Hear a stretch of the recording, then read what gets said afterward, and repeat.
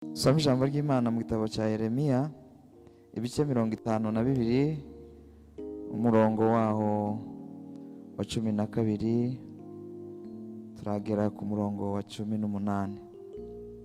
Yeremiya, ubuhanuzi bwa Yeremiya 52, duhere ku murongo wa 12 na gatatu tafazari, tuze kugera ku murongo turasimbuka tuje ku wa 18, ariko kubera umwanya reka duhite dusimbuka tuje ku murongo wa 18, ariko chapitre ni 50.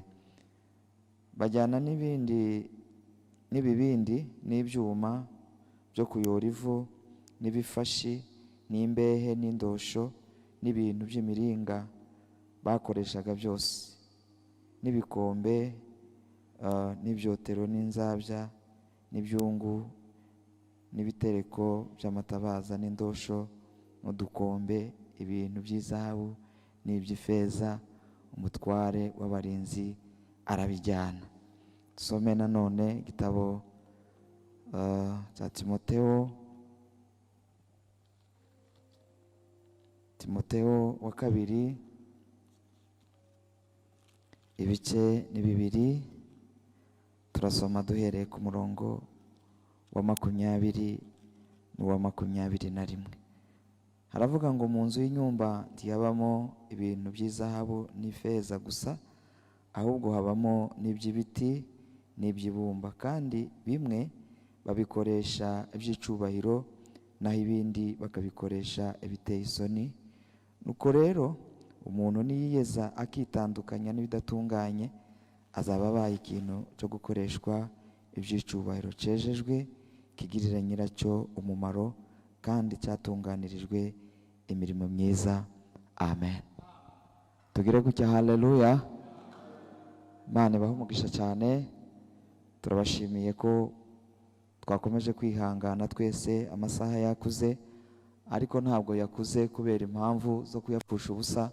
Twarimo twumva abakozi b'Imana barimo baganira neza. Imana ibahe umugisha cyane. Mu by'ukuri mwadufashije kandi tubahaye agaciro. Abatangiye n'abamaze abo dukurikiye, Imana ibahe umugisha cyane. Nanone dushimira ubuyobozi bw'itorero bwaye twiyumviriye kuri uyu munsi wa none kugira ngo tuganire. Imana ibahe umugisha. Ndaganira umwanya mutoya hanyuma dusenga Imana. Imana nidufasha tuzongera kuganira umwanya usa nkaho uhagije. Batuganiriye inyungu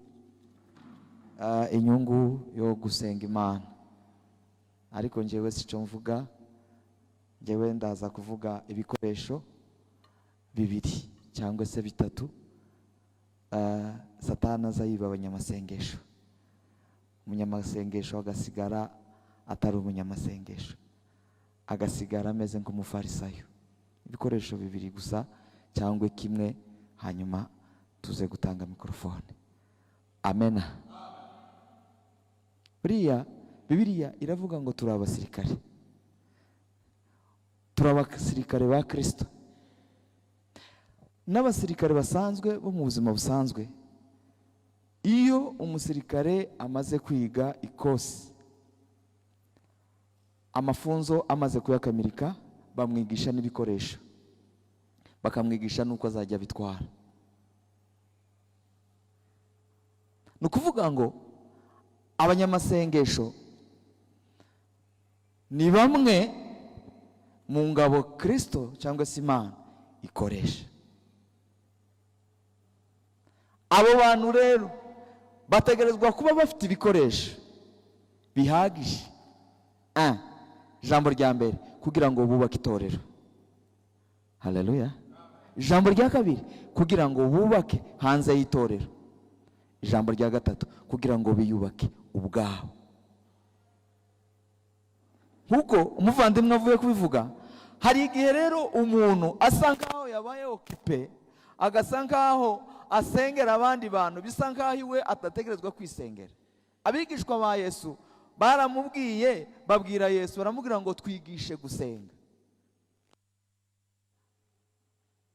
Nukuvuga ngo abanyamasengesho hari ibikoresho bategerezwa kuba bafite bahorana buri gihe. Icyo gihe itorero rigira igicaniro. Noneho itorero abakristo ntibagende kuvumba ahandi. Ijambo ry'Imana ryarambwiye umuriro.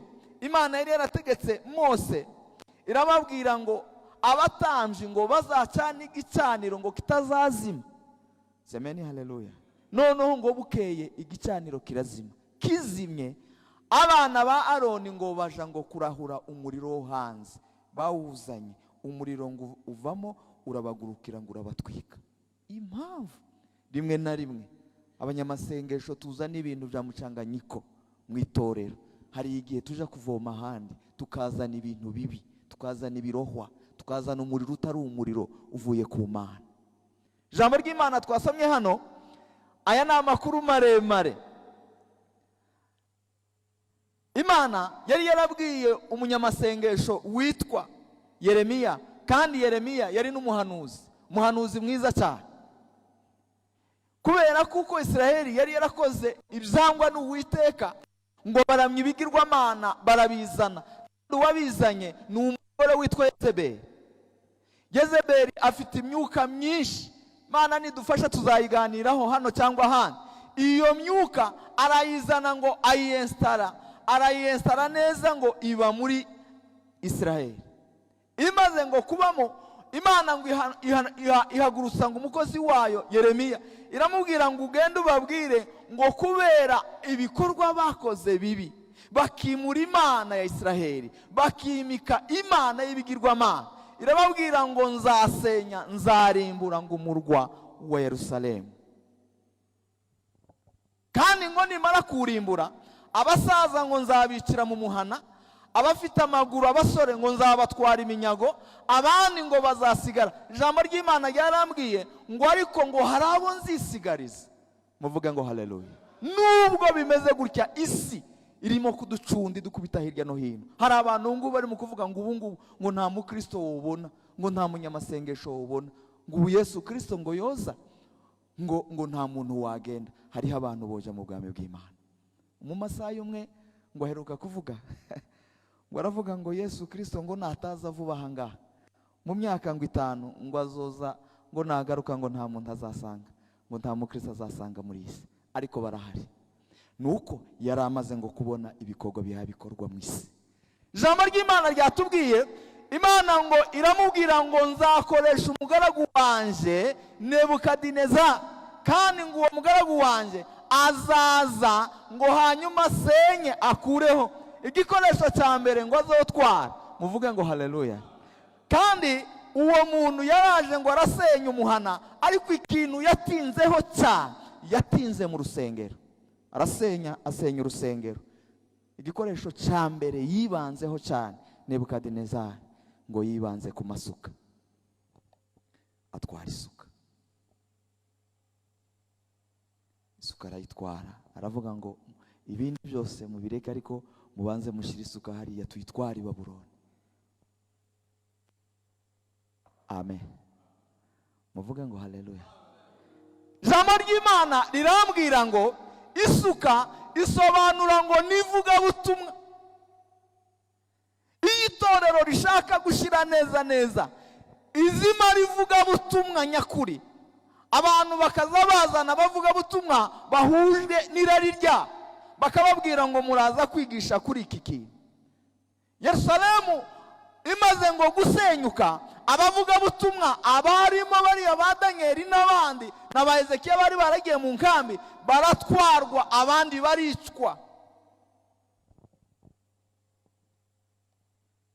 Igihugu gisigara ari amatongo. Abanyamasengesho babatwara igikoresho kivuga butumwa. Bwana tuhurumie sana. Iyo umunyamasengesho atagwijije ijambo ry'Imana muri we, mbabwije ukuri, gusenga kwiwe kumera nk'uko abafarisayo. Erega dusenga kubera kuko twisunga amahame y'ijambo ry'Imana. Ntabwo dusenga kubera kuko abandi basenze, twebwe abamenye Imana tuba dusenga kubera kuko tujyana amahame y'ijambo ry'Imana. Mwene data yabikozeho cyane.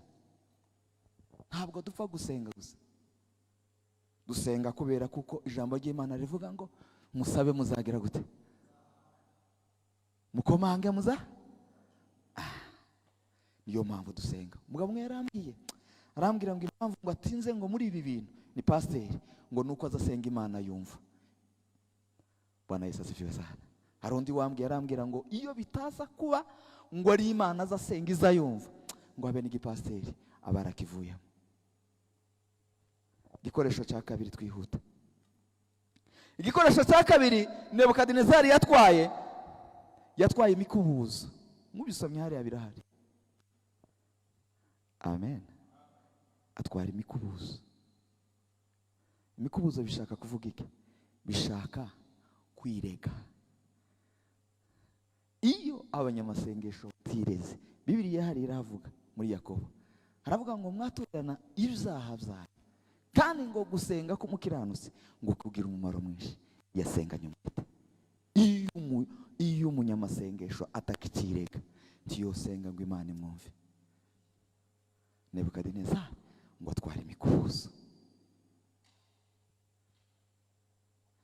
Reka tuvuge mu buzima busanzwe. Uramutse ugize inzu nk'abamama, nimba bakirimo hano, ukagira inzu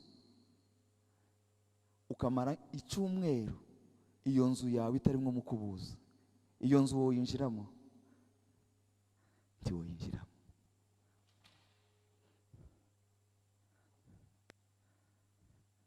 Ugize dushe, ugize toilette, ukaba nta gikoropo ugira, kubwije ukuri kw'Imana byagukomerana cyane. Ijambo ry'Imana ryambwiye ngo atwara ngo n'imikubuzo. Hari igikoresho Satani azayiba abanyamasengesho, nuko azabiba imikubuzo. Paulo yandikiye Timoteyo aha twasomye, aramubwira ngo umuntu niyiyeza kandi ngo akitunganya, ngo akitandukanya n'ibidatunganye, ngo azaba abaye ikintu cyo gukoreshwa iby'icyubahiro. Iyo wiyejeje, iyo ugira kiriya gikoresho cy'umukubuzo, muvuge ngo haleluya. Imana ikugira igikoresho cyejejwe kandi gishimwa nayo. Imana ibafashe kandi Imana ibagirire neza. Amen.